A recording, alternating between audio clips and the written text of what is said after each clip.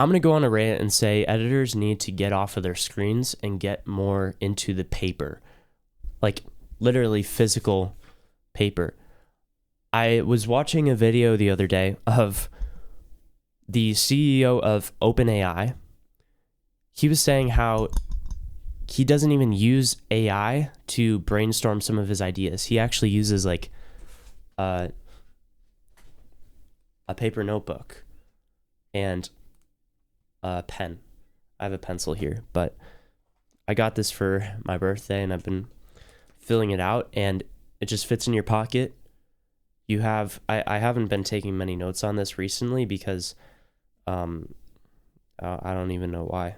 I have a pencil and I've got the paper, but I filled some of it out, and it's just a great way to think. It's a way of thinking. And as editors, we need to step away from the screens. I would argue we need to step away from the screens and learn how to think properly about ourselves, about the world around us, about God. Like, what do we think about God?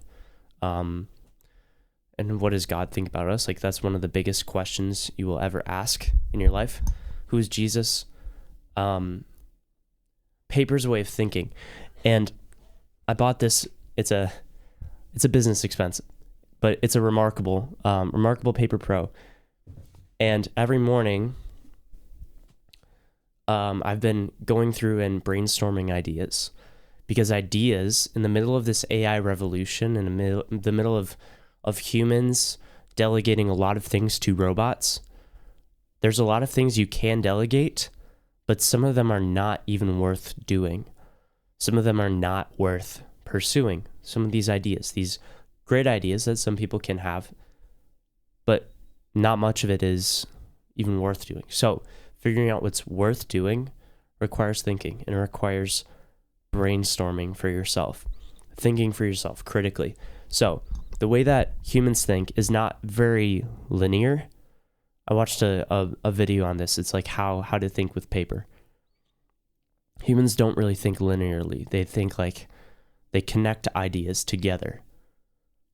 And paper is a great way to do that because it's tangible, it's physical. You can write on like all over it. Like, you don't need to write like AI does, like steps, sequences.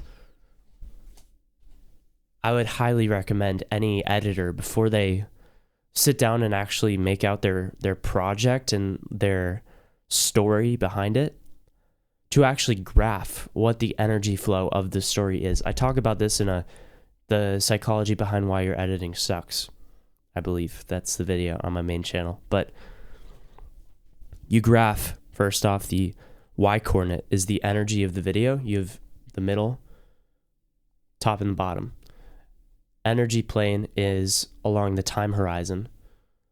And you graph out, like, what are the exciting parts of the video and what are the parts that are low, like that are kind of depressing or require some character to push through to the end. And then you basically just graph along the time, how does this story flow? And for each section of the video, it kind of gives you an idea of the emotion that you're going for before you even make the video. Because people don't really remember what you say, but they remember how you made them feel. And so if you can articulate before you even get in the timeline, what kind of emotion am I going for in this video?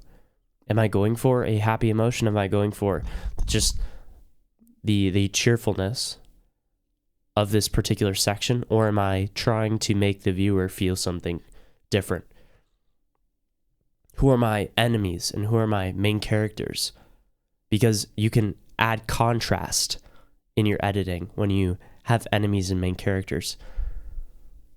AI can be either your enemy or it can be your best friend, depending on how you look at it. But regardless, it's a player in this new game of the social media world that it's kind of unavoidable. So you can use AI to help you think, but it shouldn't be the main thing that you use, because you have the greatest computer that God's ever designed up here. Like, we're able to express emotion and empathy and find meaning in things. Like, that is something that I don't think AI can ever create for itself, and then actually like have a soul that's attached to it. We have a soul, and we have a soul inside of us that longs for something. We long for God. We long for Jesus.